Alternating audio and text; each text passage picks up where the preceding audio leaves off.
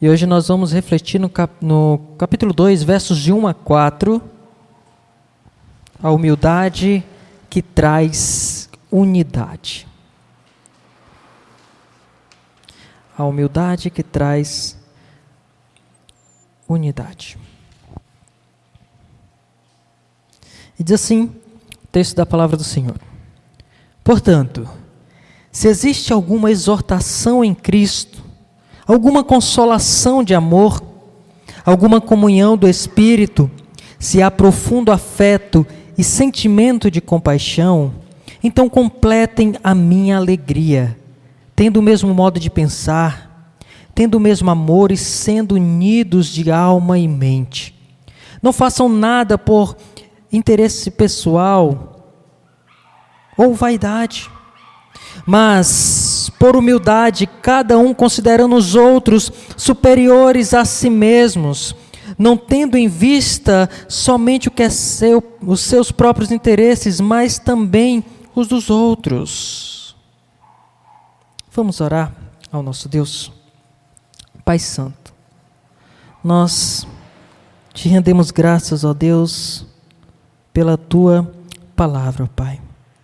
Tua palavra que é viva, Deus, Tua palavra que é eficaz, Tua palavra, ó Deus, que é atual, ó Pai, fala aos nossos corações.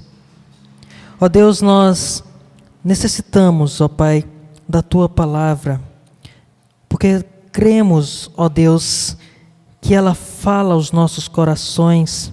Nós cremos, ó Deus, que ela é um instrumento que Tu usas, ó Deus, para tanto trazer os Teus eleitos, ó Pai, à fé, como também, Senhor Deus, Tu usa para alimentar, para nutrir, Senhor Deus, para encorajar, para exortar, Senhor Deus, o Teu povo, a Tua igreja, ó Deus.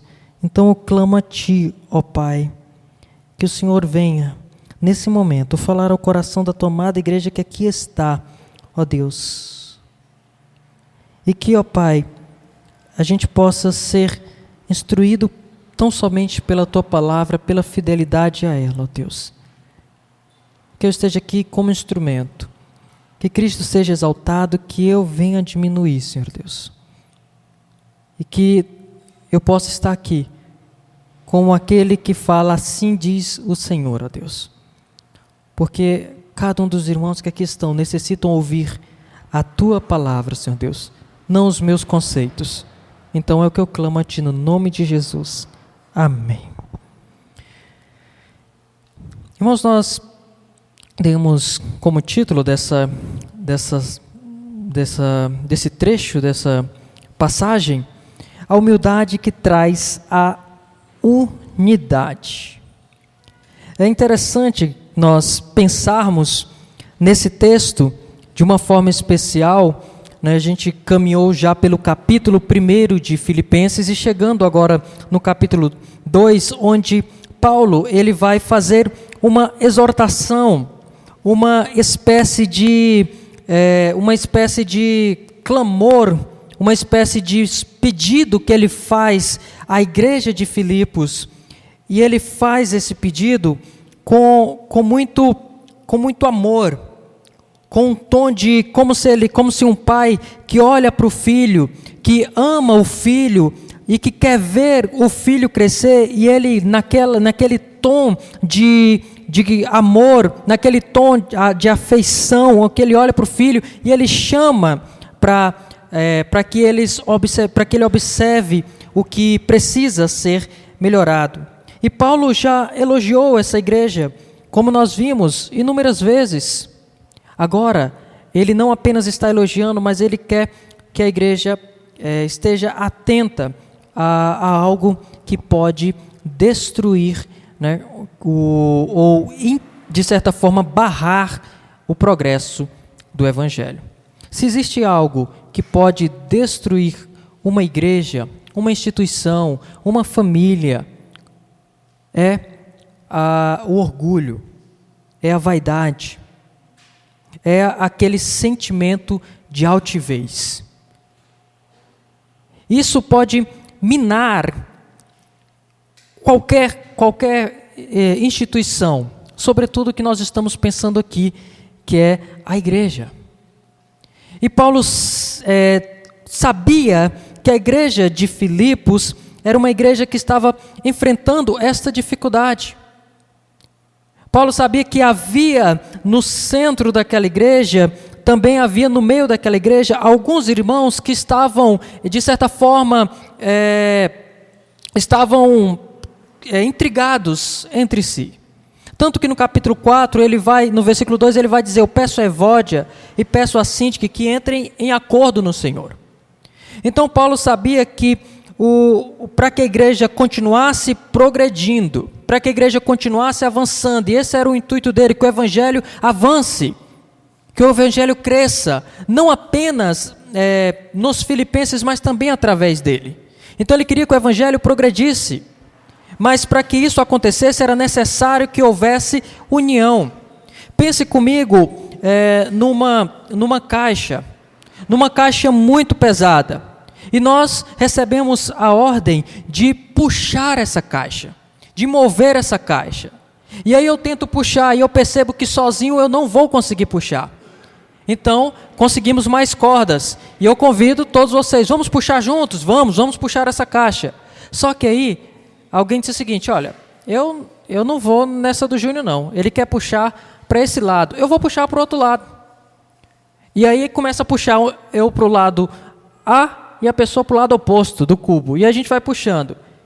E aí o cubo vai continuar sem se mover. Por quê? Porque cada um está indo para um lado, puxando para um lado. Por mais que tenham 20, 30, 40 pessoas, se cada um puxa para um lado, a força não tem, a união dessa força não faz sentido. Não tem como ela exercer, de certa forma, um movimento na caixa. Porque se cada um puxa para um lado, a caixa vai continuar parada, imóvel. Por quê? Porque a força está sendo dividida entre os lados. E Paulo quer que esse evangelho, pense no evangelho como essa caixa, Paulo quer que essa caixa avance, progrida. E a igreja de Filipenses precisa entender que eles têm que estar segurando essa corda, puxando a caixa, mas todos na mesma direção.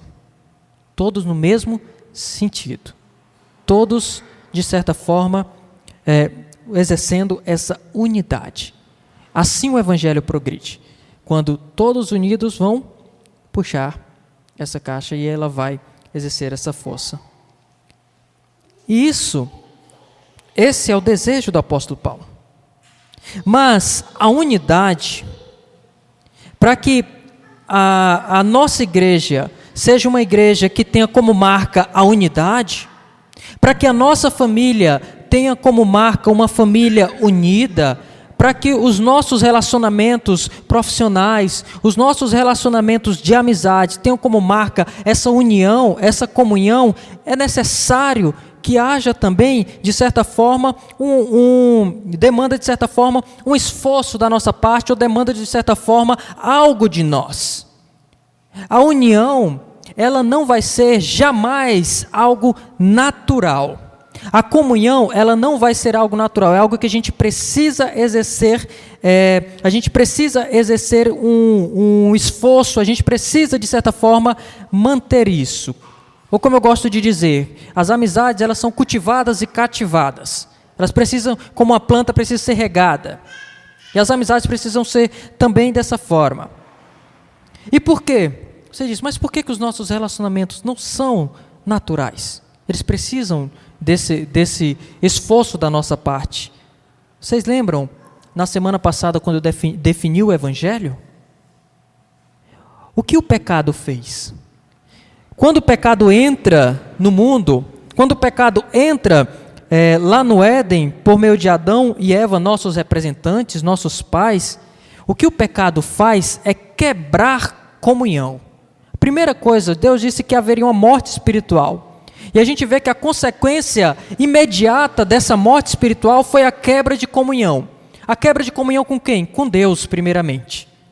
Adão e Eva, o que é que eles fizeram quando ouviram a voz do Senhor? Se esconderam, fugiram da presença do Senhor. O que antes era algo que acontecia naturalmente, todas as tardes, quando Deus chegava no jardim e eles iam até Deus para ter comunhão, a partir do pecado isso quebrou. quebrou. O padrão perfeito de Deus na criação, que tinha a relação da comunhão com Deus, quebrou por conta do pecado. Mas não foi só a relação com Deus que foi quebrada, mas a relação também com o próximo foi quebrada. Vocês talvez vão lembrar do poema que Adão fala para Eva, sua esposa, quando ele a vê pela primeira vez. E ele fica admirado com a beleza e ele diz: olha, ela é carne da minha carne, osso do meu osso, sangue do meu sangue. E ele olha e fica admirado com Eva. E aí tece muitos elogios a ela ali. E louva a Deus por Deus ter dado uma auxiliadora, uma ajudadora idônea. Mas aí vem o pecado. E qual a primeira frase de Adão para sua esposa logo após o pecado? Quando Deus diz: o que foi que fizeste, Adão? Ele olha e diz: a mulher que tu me deste. Ele já culpa ela. Opa, já houve uma ruptura na comunhão também, não apenas com Deus, mas também com o nosso próximo. O pecado, ele causa essas rasuras. Por quê? Porque a partir do momento em que o pecado habita em Adão, o que é que ele vai fazer? Ele vai pensar: eu vou livrar a minha parte e vou jogar na Eva. E vou jogar a culpa nela. É o que a gente muitas vezes faz. A gente olha para nós mesmos e diz: eu tenho que livrar o meu. Nem que para isso eu magoe, eu machuque as pessoas que eu mais amo. Mas isso é o pecado. Isso é fruto do pecado que vem desde Adão em nós. E essa é por isso que os nossos relacionamentos, a nossa comunhão, ela não é mais algo que acontece naturalmente. Sempre nos nossos relacionamentos vai acontecer rasuras, vai acontecer, de certa forma, arranhões, vai acontecer fissuras, vai acontecer muitas vezes circunstâncias que vão nos magoar, vão nos entristecer, e para usar um termo muito comum na carta de Filipenses, como muitos comentaristas e pastores gostam de usar, muitas vezes os relacionamentos roubam a nossa alegria, tiram de nós esta alegria. Então, por isso que Paulo diz no verso 2: completem a minha alegria. Eu acho que é um bom momento também da gente pensar nesse termo que Paulo utiliza acerca da alegria. Paulo já falou várias vezes aqui nessa carta sobre alegria. Paulo, no capítulo 1, ele fala algumas coisas, se a gente olhar, ele vai falar várias coisas interessantes acerca da alegria. Olhe comigo no verso de número 5. Olha o que ele diz: dou graças sempre com alegria.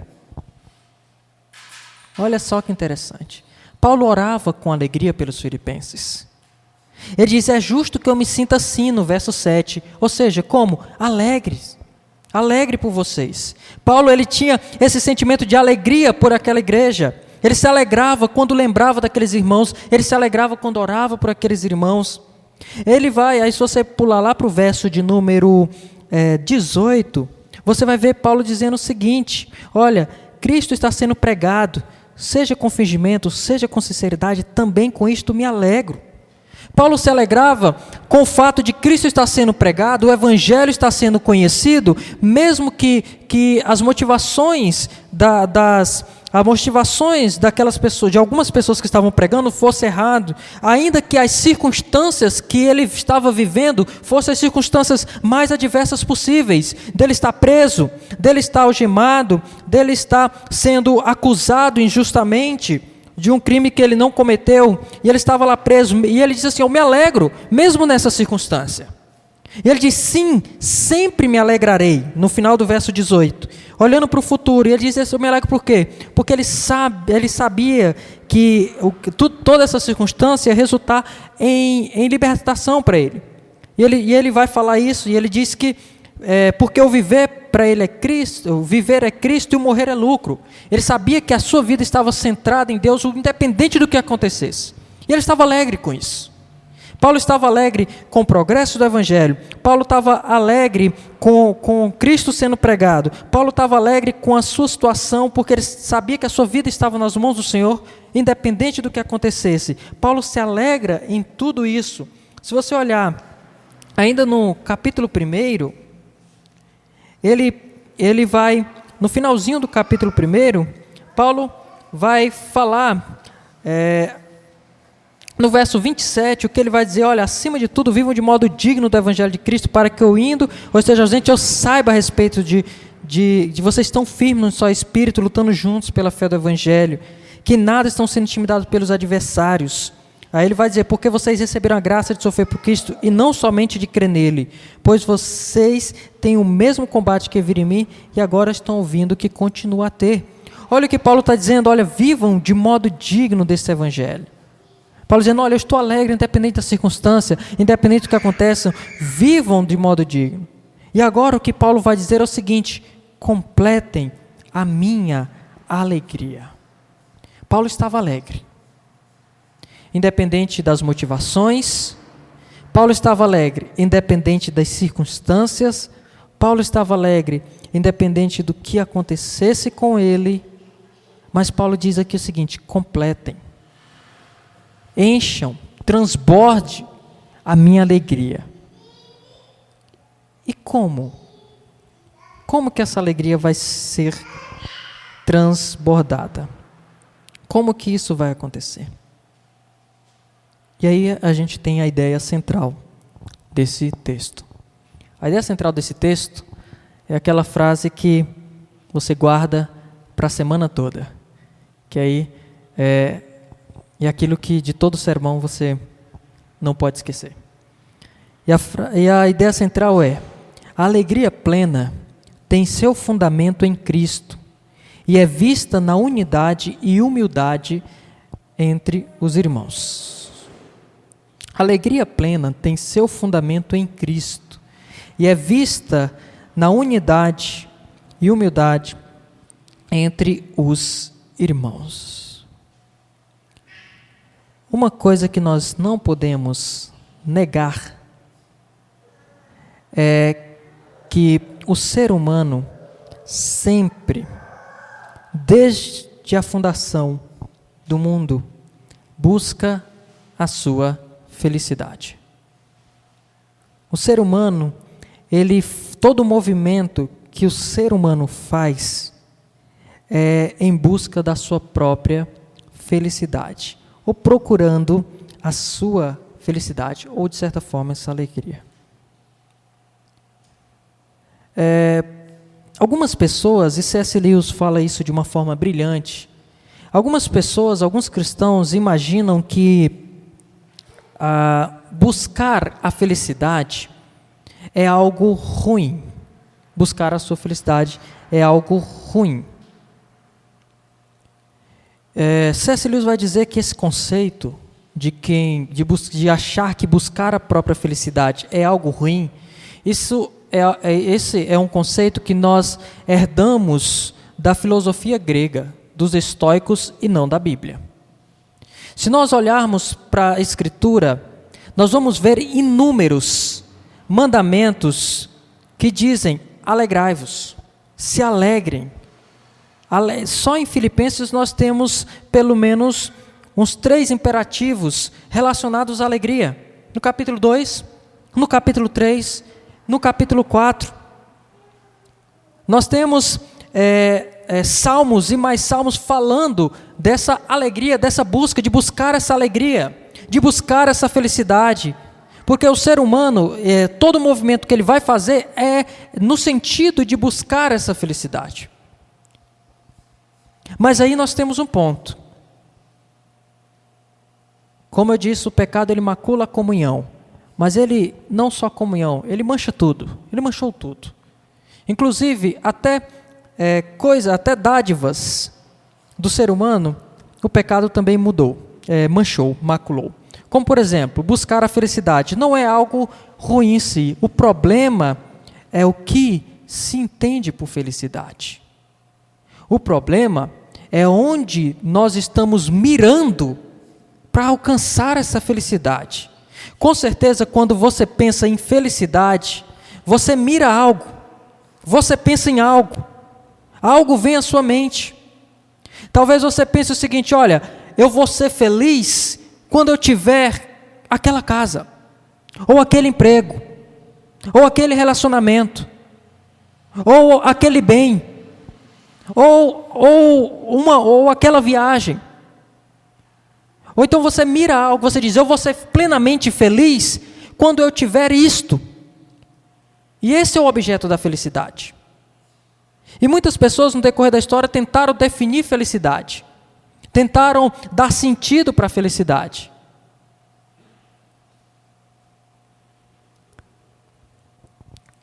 Muitos definem a felicidade de inúmeras formas. Alguns acham que a felicidade está nas coisas simples da vida. Alguns acham que a felicidade está nas grandes realizações da vida.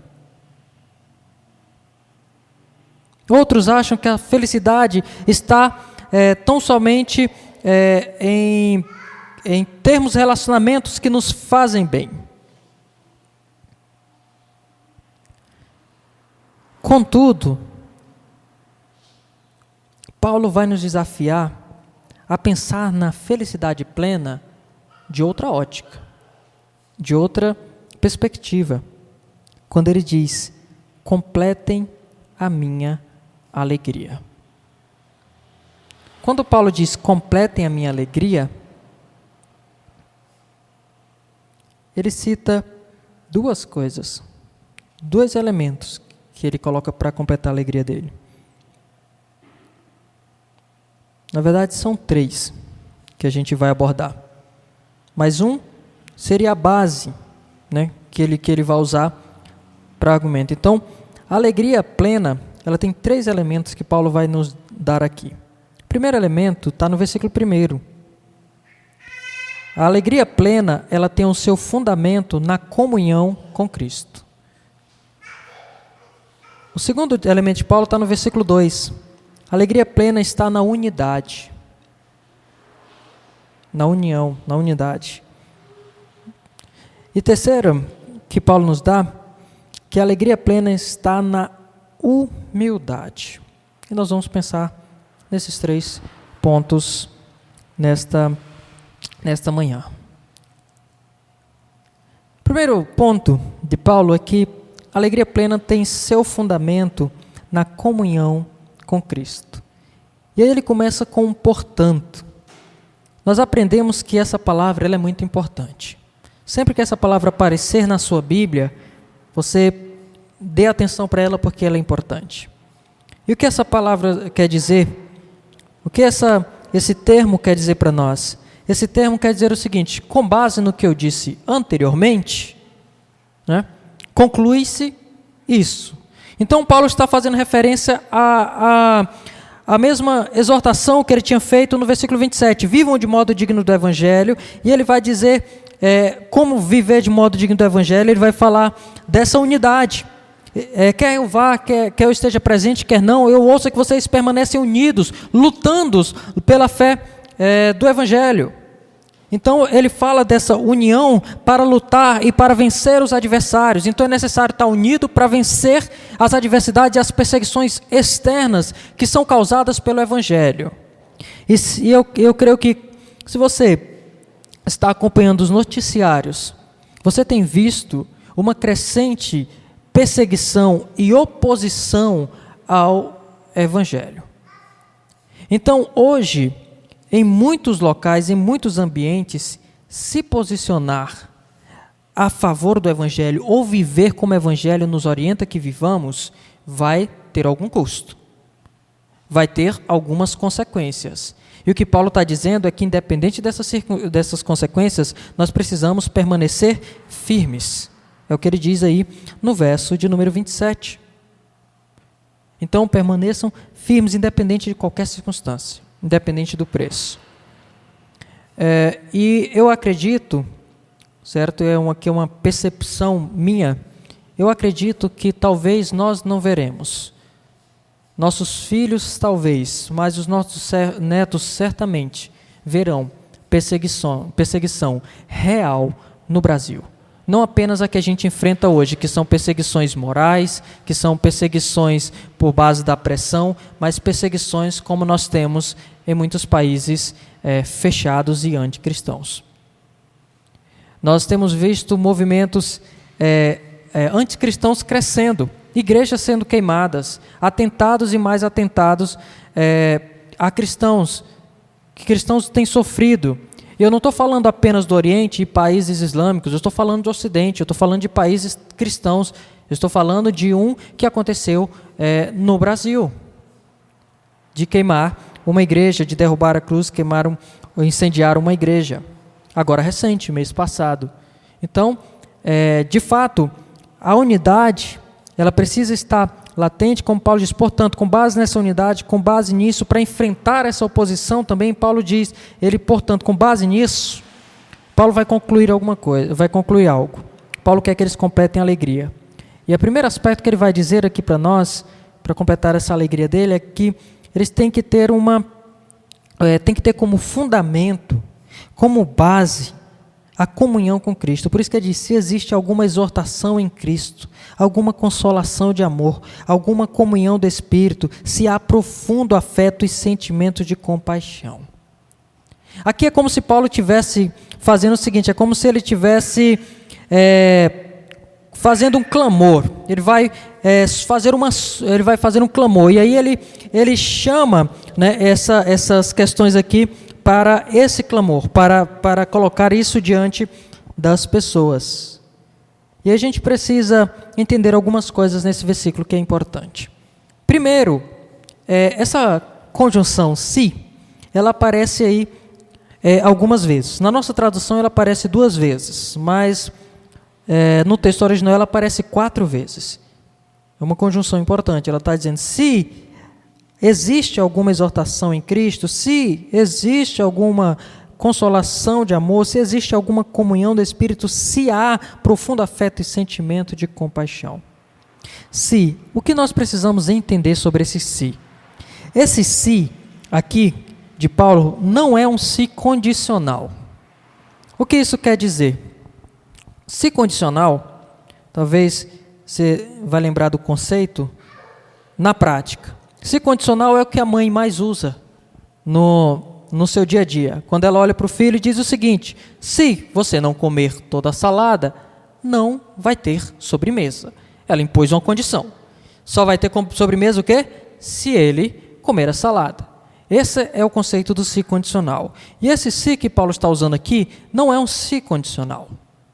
Paulo não está colocando uma condição. Paulo não está dizendo o seguinte, olha, se existe alguma exortação em Cristo, alguma comunhão do Espírito, algum profundo... Ele está dizendo, se existe isso, completa a minha alegria. Paulo não está duvidando que os filipenses tenham essas coisas. Paulo não está duvidando que essas coisas existem nos filipenses. O que Paulo está colocando aqui seria como se fosse um se conclusivo. Seria melhor traduzido como um já que, ou uma vez que. Ou seja, já que existe essas coisas, ou então poderia colocar, se quisesse usar o se, poderia colocar assim, se existe alguma exortação em Cristo, e existe, ou seja, Paulo tem certeza disso. Paulo está dizendo, olha, já que existe uma exortação, já que existe essas coisas, vocês precisam viver de acordo com isso. Já que existe isso, isso tem uma consequência, isso tem digamos assim, um desdobramento. E esse desdobramento precisa ser visto por causa disso. Porque existe isso e esse desdobramento acontece. Que é o que ele vai dizer do verso 2 ao 4. E o que ele quer dizer com a exortação em Cristo, consolação de amor, alguma comunhão do Espírito, se há profundo afeto e sentimento de compaixão. Tudo isso aqui, se a gente pudesse resumir, a gente resumiria como uma comunhão com Cristo. Que é semelhante àquilo que a gente viu no versículo 5 do capítulo 1, que ele vai falar da comunhão com o Evangelho. É semelhante. E o que seria essa comunhão com Cristo? Ele expressa aqui em algumas palavras.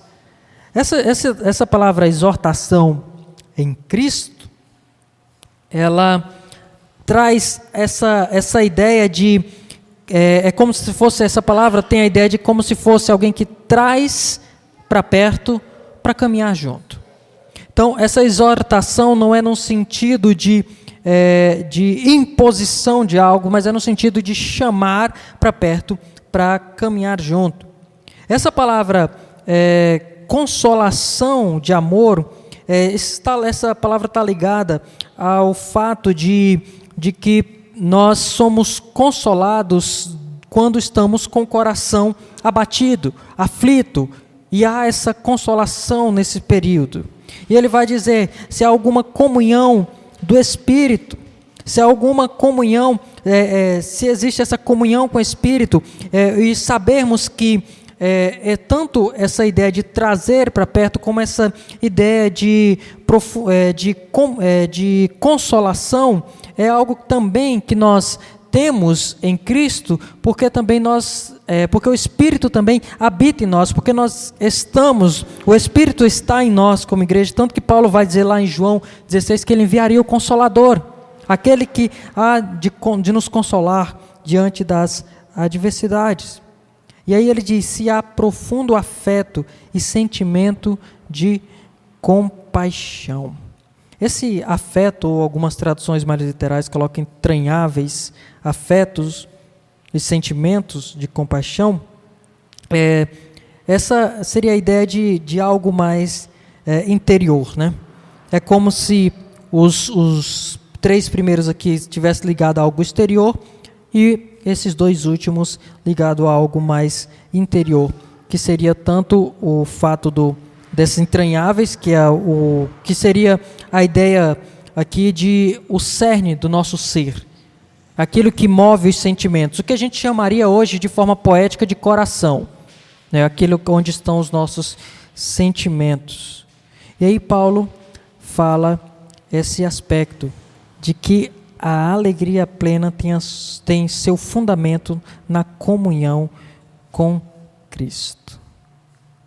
E aí a grande questão que nos faz refletir você tem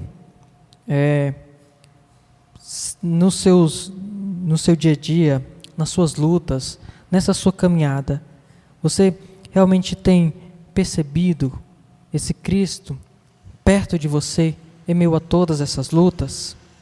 Quando o seu coração está abatido, está aflito, diante do dia mau, diante das angústias da vida, você tem sentido essa consolação de amor, essa comunhão com o Espírito? O que Paulo está nos dizendo é que, como cristãos, em Cristo, nós temos isso. Isso é uma bênção que Deus nos concede, que Deus concede aos salvos, que Deus, Ele nos abençoa com essas bênçãos espirituais, que são essas bênçãos que também nos sustentam e nos fazem olhar para a nossa posição em Cristo. Mas Paulo está dizendo o seguinte, esse é o fundamento, esta é a base para que a gente viva em unidade.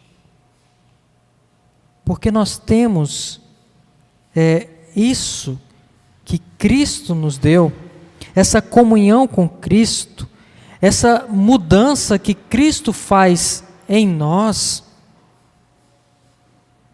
esse olhar para Cristo, essa comunhão, e a gente vai ver na semana que vem que Cristo é o maior exemplo para que a gente consiga viver nessa humildade, nessa unidade.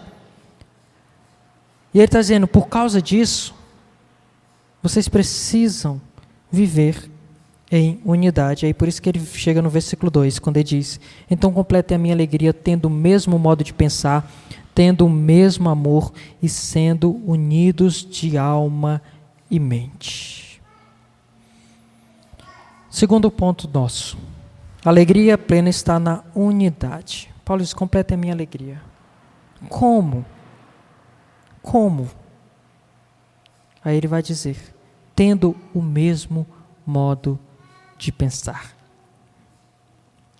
Essa palavra aqui traduzida, modo de pensar, nós vamos gastar um tempinho a mais nesse termo específico na próxima semana, porque ele vai ser central para a próxima semana. Então, para não ser redundante, nós vamos esperar para a próxima semana. Mas o que Paulo está dizendo é que nós precisamos pensar nessa unidade, e ele vai usar, perceba como ele diz, o mesmo modo de pensar, o mesmo amor, e sendo unidos de alma e mente. Aqui nós temos algo que dá um nó na sua mente, talvez como deu na minha. Porque quando eu penso em Atos capítulo 4, quando Lucas está relatando acerca do progresso, do crescimento da igreja, e ele diz que era uma mente e o coração da multidão dos que criam, eu fiquei intrigado com isso. Eu pensei, como pode uma multidão, e ele já estava perto de 15 mil, como pode 15 mil ser um em mente, ser uma mente, ser um coração? Como pode ser isso? E eu olho para o meu relacionamento, olho para mim e olho para Camila. Somos dois apenas. Para 15 mil falta muito. E nós somos tão diferentes. Pensamos tão diferentes. Temos as nossas diferenças que vêm de vários fatores, que incluem no casamento, desde a criação, desde a formação, desde o temperamento, desde vários fatores. Então, o que Paulo está querendo dizer aqui? Essa unidade que Paulo está falando não é uma unidade no sentido de que todo mundo, é como se todo mundo fosse uma xerox, como se fosse feito numa esteira, onde faz de forma geral. Todo mundo sai do mesmo jeito. Uma cópia, todo mundo sai uma cópia, todo mundo é igual. Como se fosse clones. Paulo não está dizendo isso. A beleza da igreja está no fato da unidade ser também uma unidade plural.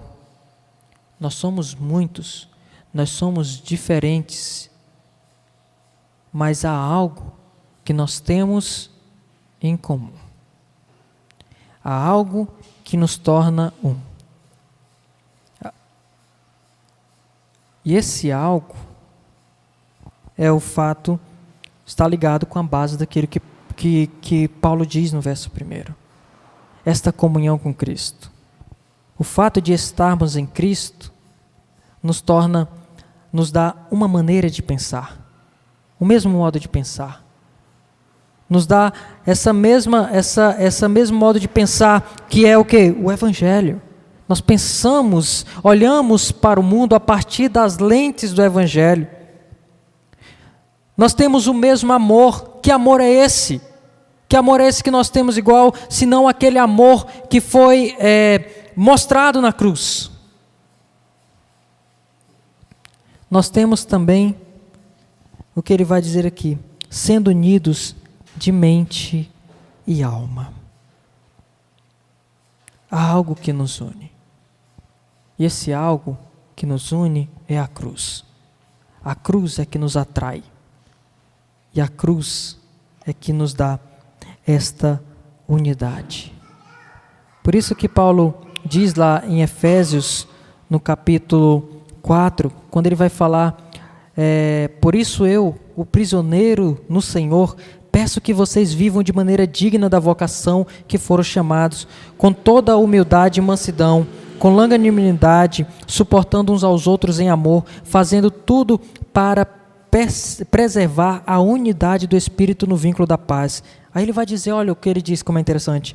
Há um só corpo e um só Espírito, como também é um só a esperança para o qual vocês foram chamados. Há um só Senhor, uma só fé, um só batismo, um só Deus e Pai de todos, o qual é sobre todos, age por meio de todos e está em todos. Essa é a diferença. Aqui está o que vai desatar esse nó. Como muitos podem ser um? Essa é a beleza da igreja. Muitos distintos se tornam um. E está justamente nesse fato aqui de que a cruz ela nos une. E o Evangelho nos dá uma maneira de pensar e de viver. Mas aí Paulo segue dizendo algo bem interessante no verso 3 e 4. Ele diz que a alegria plena está na humildade. Como eu disse, a unidade, para ser mantida, ela precisa algo de nós. E o que seria esse algo? Ele diz, não façam nada por interesse pessoal ou vaidade, mas por humildade, cada um considerando os outros superiores a si mesmo, não tendo em vista somente os seus próprios interesses, mas também o que é dos outros. Aqui Paulo, falando acerca da humildade, ele nos dá duas negativas, o que não devemos fazer, e depois ele corrige duas positivas, o que nós devemos fazer. Ele não faça nada por interesse pessoal ou vaidade, não tendo em vista somente os seus próprios interesses. Paulo está dizendo o seguinte, olha, a unidade não vai existir se nós formos orgulhosos, se nós formos egoístas, se nós estivermos olhando para algo que está, olhando apenas para nós mesmos. Como o Josné bem colocou na oração de confissão, que muitas vezes barra a nossa unidade, é esse sentimento egoísta, de querermos olhar só para nós mesmos, de querermos firmar tudo centrado em nós. Nós somos muitas vezes egocêntricos, ou seja, centrados em nós mesmos, quando na verdade o que Paulo está ajustando é o nosso foco. Nós precisamos ser cristocêntricos, olhar para Cristo, olhar para a cruz, olhar para essa comunhão com Cristo, e a partir disso, isso vai nos dar base, isso vai nos capacitar, habilitar a viver em unidade.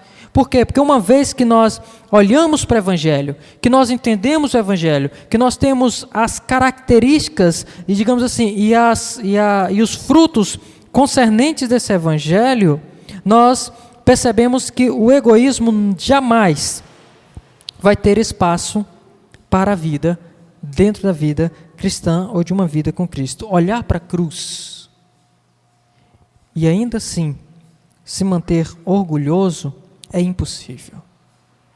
Entender o Evangelho da graça e ainda assim se manter orgulhoso é impossível. É impossível.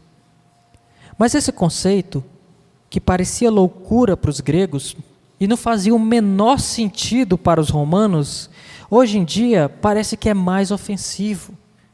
Porque o que a gente aprende desde criança?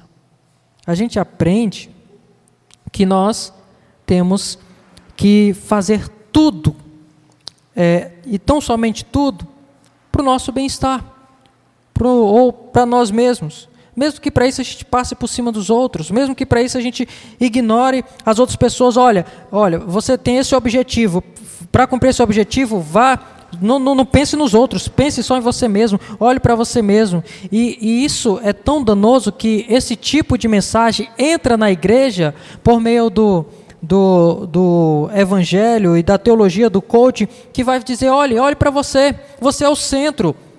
Você é o centro de todas as coisas. Olhe para si. Você como quase quem diz, você é autossuficiente. O segredo da felicidade está dentro de você. Olhe para você. E muitos dizem isso. E as pessoas querem ouvir isso. Mas Paulo está dizendo, não façam nada por interesse pessoal ou vaidade, não tendo em vista somente os seus próprios interesses. E Paulo até reverbera o que ele falou daqueles que pregavam com más intenções. Paulo diz, eu me alegro, porque o evangelho está sendo pregado, mas precisa ser ajustado isso. E aí ele vai e diz, mas por humildade, cada um considerando os outros superiores a si mesmo. Olha só que interessante. Não por interesse pessoal ou vaidade, mas com humildade, cada um considerando o outro superior a si mesmo. Aqui, nós temos uma das lições importantíssimas quando a gente pensa no Evangelho e, ao mesmo tempo, dificílimas. Porque aqui a questão não é só a gente olhar para o outro com amor, mas é a gente considerar o outro superior a nós mesmos. Não é olhar para o outro de cima, mas é olhar para o outro para cima. Isso faz toda a diferença, meus irmãos. Isso faz toda a diferença nos nossos relacionamentos. Isso muda a nossa perspectiva quando nós estamos lidando com o próximo, com o outro. E o que nos fica a pergunta: como nós estamos lidando com os nossos relacionamentos? Como nós temos exercido isso no nosso dia a dia, na nossa vida? Em relação ao nosso próximo. Quando nós estamos em nossos relacionamentos, seja qual for, seja o esposo para a esposa, seja a esposa para o esposo, seja entre amigos, seja entre irmãos. O que você, no último mês, o que você abdicou de seu interesse ou de sua vontade para fazer a vontade ou o interesse do seu pai, da sua mãe, do seu esposo, da sua esposa? Do que você abriu mão em prol do outro? Ou quando o seu interesse está em conflito com a necessidade do outro, o que você coloca na balança? Você é como Paulo, que diz que o meu desejo é estar com Cristo, mas por causa de vocês é mais necessário que eu fique, então eu vou ficar porque é mais necessário a necessidade de vocês do que a minha vontade. Ou será que você diz, não, ele que espere, primeiro eu vou fazer o que é meu. E Paulo diz, não somente os seus próprios interesses, mas também os dos outros. Aqui seria uma boa definição de amor.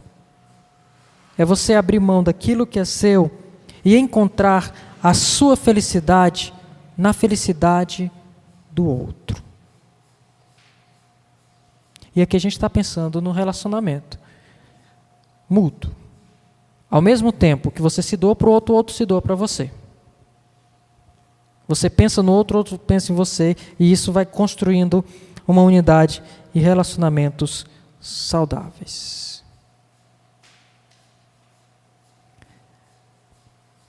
É muito curioso pensarmos que muitos buscam a felicidade,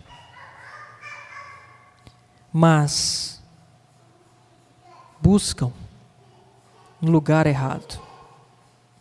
Colocam a felicidade em coisas erradas. Paulo está dizendo que a alegria dele será completa quando ele ver a igreja unida em humildade. A felicidade de Paulo não está nos seus próprios interesses, mas está firmada no Senhor. E está mais em ver o outro crescendo do que olhando para si. Onde está, né, a nossa felicidade? O que completa a nossa felicidade? Quais são as razões onde nós estamos buscando a nossa felicidade? Que o Senhor a cada dia nos capacite a encontrar a felicidade, essa felicidade nesses mesmos princípios que Paulo está colocando aqui para nós. E que essa unidade possa ser vivida. Mas para que ela seja vivida, é necessário que haja humildade também entre nós. E a humildade é olhar para nós mesmos, não além do que somos, mas olhar para nós mesmos como de fato somos. E isso sempre colocando o outro à frente de nós. Isso não é fácil. Mas isso é possível por causa da cruz. Isso é possível porque Jesus diz: aquele que quiser vir após mim, negue-se a si mesmo, tome a sua cruz e siga-me. O grande problema nosso é que quando a gente pensa em entrar em um relacionamento, a gente pensa o seguinte: eu vou entrar para ser feliz. Eu vou fazer essa amizade porque essa amizade vai me fazer feliz. Eu vou casar porque esse casamento vai me fazer feliz. Eu vou fazer isso porque isso vai me fazer feliz. Quando, na verdade, os nossos relacionamentos nós temos que entrar para fazer alguém feliz. Não para ser, mas para fazer. E encontrar na felicidade do outro a própria felicidade. Ah, mas isso não faz sentido. Faz sentido quando Cristo muda a nossa mente e nos faz olhar para a vida e para as relações a partir do Evangelho.